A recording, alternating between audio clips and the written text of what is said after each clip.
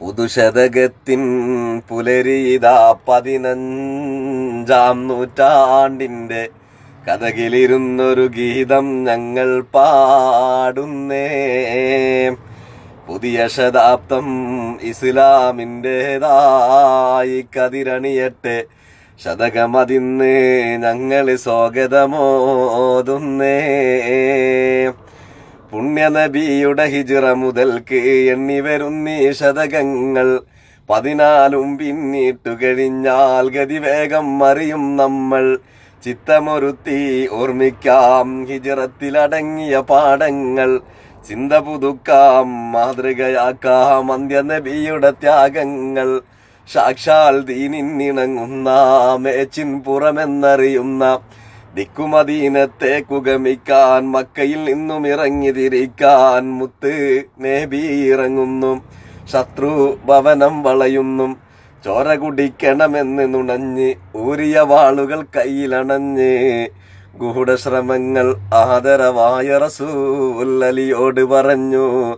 കൂടെ കിടത്തി ഇവിടെ കിടക്കണം നീ ഇന്ന്, കണ്ടാൽ തോന്നണം വീട് വിട്ടെങ്ങോട്ടും പോയില്ല ഞാൻ, എൻ്റെ വിരിപ്പിൽ തന്നെ ഉറങ്ങുന്നുണ്ടെന്ന്. നിലവിലിരിപ്പൂ ഇവിടമിൽ ഇന്ന് പലവിധമായ അമാനത്ത്, നൽകണമലിയേ നീ അത് വഴി പോൽ കേൾക്കണം എൻ്റെ വസിയത്ത്. ചോദിക്കാനിടയാക്കരുതേ അത് സാധിക്കുക നീ കാലത്ത്, സംഗതികൾ ധരിപ്പിച്ചു തിരുനബി തങ്ങളിറങ്ങിയിരുട്ടത്ത്. യാസീൻ നബി സൂറത്ത് യാസീനോദി പൂരത്ത്, വന്നിടും നേരം കുറൈശികളൊക്കെ നിന്ന് വെറും പ്രേതങ്ങൾ കണക്കെ. ആരും ഒന്നും അറിഞ്ഞില്ല നേരം തെന്നില് ബിസ്മില്ല, അത്തലയോരോന്നിൽ മണ്ണിട്ട് മുത്തുനബി വേഗം സ്ഥലം വിട്ട്. നിശ്ചയം പോലെ റസൂലുള്ളാഹി സിദ്ദീഖിൻ വീട്ടിലണഞ്ഞു, ലക്ഷ്യ ഭാഗത്തേക്കൊരുമിച്ചു നീങ്ങുന്നേ. നിശ്ചയദാർഢ്യത്തോടൊരു പേരും സൗറ് ഗുഹയിലൊളിച്ചു, രക്ഷകനാം അല്ലാഹുവിൽ അഭയം തേടുന്നേ.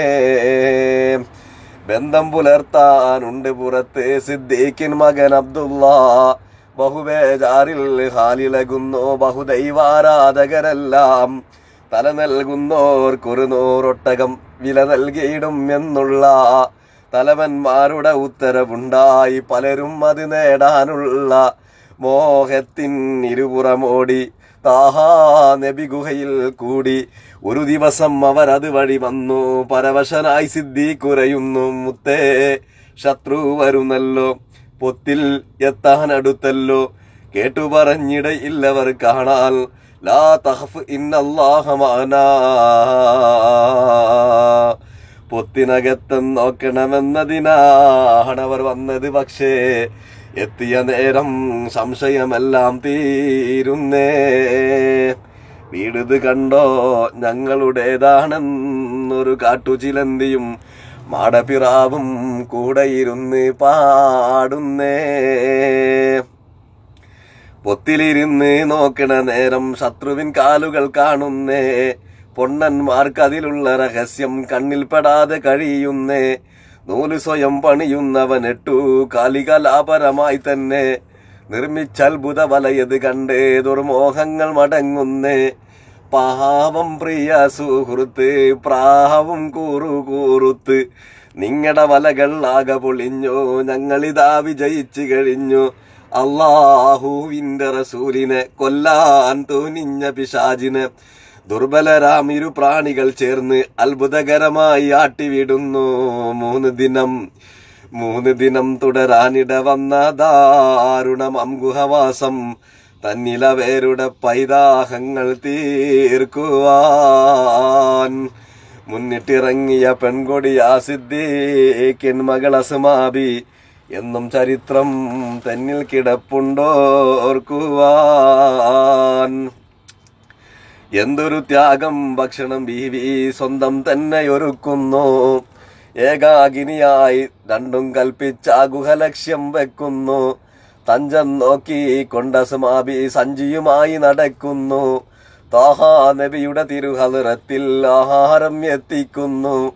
നാലാം ദിനം ഹിജ്റ 4 ബീവി ഹാജറായി.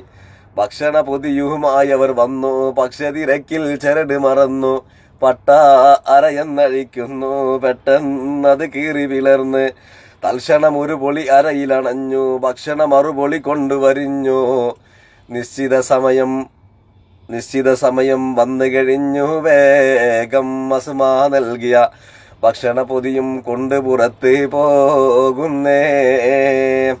നിത്യറഫീക്കുകൾ പൊത്തിലൊളിക്കും മുമ്പേ തന്നെയൊരുക്കി നിർത്തിയ വാഹനം 2 എത്തിച്ചേരുന്നേ. ഒട്ടകം 2 നോക്കാൻ ഒരുവനെ കിട്ടിയതെന്തൊരു നിയമത്ത്. ഒട്ടും വഞ്ചന ചെയ്യാത്തവരിൽ പെട്ടവന് ഒരീക്കത്ത്. അസ്മാ ബീവി കഴിഞ്ഞാൽ പിന്നെ വിസ്മയകരമാം ഹിദ്മത്ത്. അന്നുദിനം നൽകിപ്പോന്നുള്ളൊരു അയാളുടെ അനുഭവമായ അമാനത്ത്. നേരിൽ അറിയും 2 പേരും അയാളെ കണ്ടു.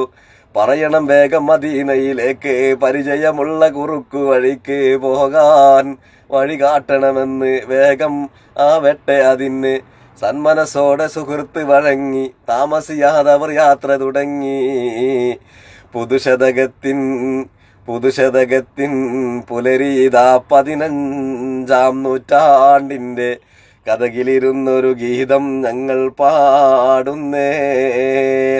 പുതിയ ശതാബ്ദം ഇസ്ലാമിൻ്റെതായി കതിരണിയട്ടെ, ശതകമതിന്ന് ഞങ്ങൾ സ്വാഗതമോതുന്നേ.